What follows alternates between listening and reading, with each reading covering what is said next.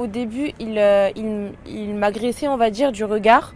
Il se léchait les babines, il me regardait, c'était des regards insistants. Donc ça m'a alertée, j'ai pris mon téléphone et il a commencé à se masturber carrément. Et je pense qu'il n'a pas dû remarquer que je le filmais, donc c'est pour ça qu'il était sans gêne.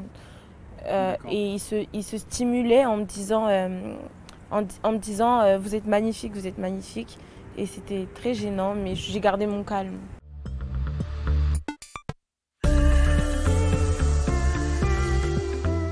Quand je suis descendue, il est descendu avec moi. Et il m'a suivi en fait.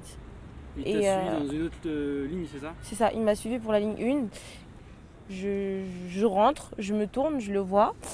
Il est debout devant moi.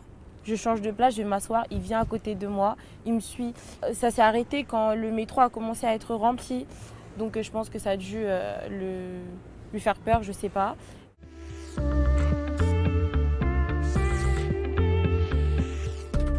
Au début, c'était pas prémédité. Personne ne veut avoir un monsieur en face de nous qui se branle. J'étais dégoûtée comme d'habitude. Mais après, j'ai dit non, cette fois-ci, je vais en profiter en fait. Je vais faire tourner ça. Montrer à quel point ça peut aller loin. Je pense que je suis pas la seule. C'est vraiment un truc au quotidien. Des hommes qui essaient de mettre leur jambe à côté. Il y en a une fois, je me suis retournée, j'ai même pas fait attention. Le monsieur a essayé de mettre sa main entre mes jambes. On sait, on est des filles, on sait quand quelqu'un est collé à nous parce que le train il est rempli et on sait quand quelqu'un se colle à nous parce que tout simplement il est pervers et il veut en profiter, c'est tout.